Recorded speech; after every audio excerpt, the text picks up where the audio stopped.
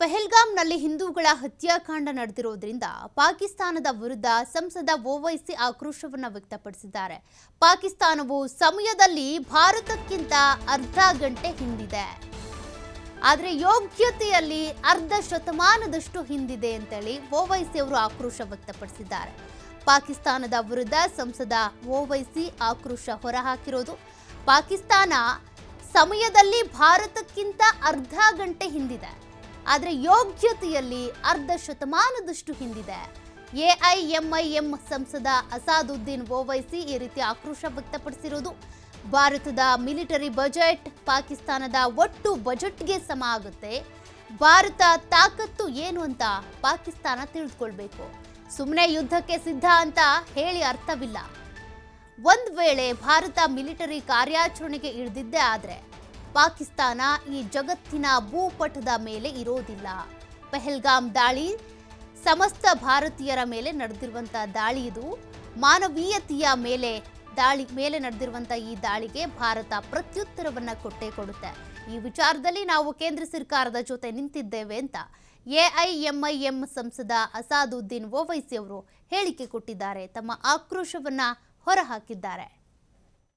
और मैं कह रहा हूं अजीत दादा पवार से, ड्रामेबाजी बंद करो अजीत पवार। तुम्हारे पोस्टर देखा परभनी में मैं आते आते,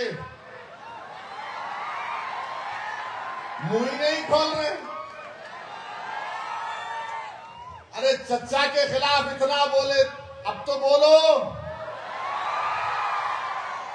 नीतीश कुमार, याद रखो नीतीश कुमार, भारत का मुसलमान और भारत के हमारे वो हिंदू भाई जो बड़ी तादाद में सेकुलर हैं, भारत के हमारे दलित भाई, आदिवासी भाई नीतीश कुमार को कभी माफ नहीं करेंगे। तुम समझे नहीं, तुम बदले नहीं। तुम हमेशा पीठ पर खंजर मारते थे, खंजर मार रहे हो।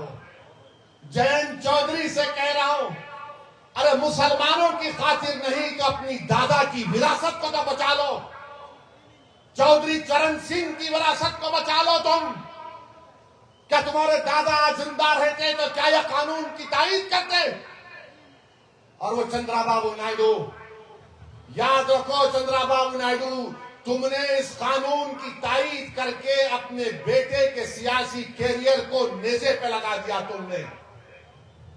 तुमने तायीद की, अगर तुम तायीद नहीं करते, अगर अजीत पवार, नीतीश कुमार, चंद्राबाबू नायडू, जयंत चौधरी और चिराग पासवान, रामविलास पासवान के बेटे क्या कर रहे हैं लोग, याद रखो नुकसान आपका होगा।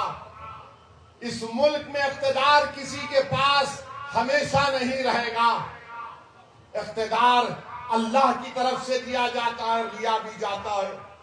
तो मेरे अजीज दोस्तों और बुजुर्गों, मेरी आप तमाम से गुजारिश है कि मुत्तहिद रहिए और 30 तारीख को 32। और मैं कह रहा हूं अजीत दादा पवार से, ड्रामेबाजी बंद करो अजीत पवार।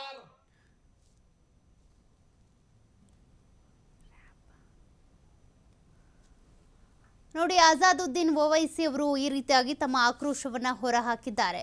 ಪಾಕಿಸ್ತಾನ ಏನಿದೆ, ಸಮಯದಲ್ಲಿ ನೋಡೋದಾದ್ರೆ ಭಾರತಕ್ಕಿಂತ ಅರ್ಧ ಗಂಟೆ ಹಿಂದೆ ಇದೆ, ಆದರೆ ಯೋಗ್ಯತೆಯಲ್ಲಿ ಅರ್ಧ ಶತಮಾನಕ್ಕೂ ಕೂಡ ಅವರು ಹಿಂದೆ ಇದ್ದಾರೆ. ಪಾಕಿಸ್ತಾನದ ವಿರುದ್ಧ ಏನಾದರೂ ಸೇನಾ ಕಾರ್ಯಾಚರಣೆಗೆ ಅಂತ ಭಾರತ ಇಳಿದಿದ್ದೇ ಆದರೆ ಭೂಪಟದಲ್ಲಿ ಪಾಕಿಸ್ತಾನ ಇರೋದೇ ಇಲ್ಲ. ಮತ್ತೆ ಮತ್ತೆ ಈ ರೀತಿಯಾಗಿ ಏನು ಪಾಕಿಸ್ತಾನದಲ್ಲಿ ಉಗ್ರರಿಂದ ಇಂಡಿಯಾಕ್ಕೆ ಬಂದು ದಾಳಿ ನಡೆಸ್ತಾರೆ, ಜೊತೆಗೆ ಪಾಕಿಸ್ತಾನ ಎದುರು ಹಾಕೊಳ್ತಾ ಇದೆ ಇಂಡಿಯಾವನ್ನು. ನಿಜಕ್ಕೂ ಕೂಡ ಇಂಡಿಯಾದ ಸೇನೆಯ ಬಲವನ್ನು ಅವರು ಅರ್ಥ ಮಾಡ್ಕೊಂಡಿಲ್ಲ. ಇಂಡಿಯಾದ ಸಮರ್ಥತೆ ಏನು ಅನ್ನೋದು ಅವರಿಗಿನ್ನೂ ಗೊತ್ತಿಲ್ಲ. ಒಂದು ವೇಳೆ ಪಾಕಿಸ್ತಾನದ ವಿರುದ್ಧ ಏನಾದರೂ ಭಾರತ ಸೇನಾ ಕಾರ್ಯಾಚರಣೆಯನ್ನು ಶುರು ಮಾಡಿದ್ದೇ ಆದಲ್ಲಿ ಅಥವಾ ಯುದ್ಧ ಸಾರಿದ್ರು ಅಂತ ಅಂದರೆ ಆಗ ಗೊತ್ತಾಗುತ್ತೆ ಪಾಕಿಸ್ತಾನಕ್ಕೆ ಭಾರತದ ಅರ್ಹತೆ ಏನು, ಸಾಮರ್ಥ್ಯ ಏನು ಅನ್ನೋದು. ಹಾಗಾಗಿ ಪಾಕಿಸ್ತಾನ ಈ ರೀತಿಯಾಗಿ ಏನು ದಾಳಿ ನಡೆಸಿದೆ, ಉಗ್ರರ ದಾಳಿ ಆಗಿದೆ, ಇದನ್ನು ಖಂಡಿಸಿದ್ದಾರೆ ಓವೈಸಿ ಅವರು. ಸಂಸದ ಓವೈಸಿ ತಮ್ಮ ಆಕ್ರೋಶವನ್ನು ಈ ರೀತಿಯಾಗಿ ಹೊರಹಾಕಿರೋದು. ನನ್ನ ಬೆಂಬಲ ಯಾವತ್ತೂ ಕೂಡ ಕೇಂದ್ರ ಸರ್ಕಾರಕ್ಕೆ ಇದ್ದೇ ಇರುತ್ತೆ ಅಂತ ಅವರು ಮಾತನಾಡಿದ್ದಾರೆ.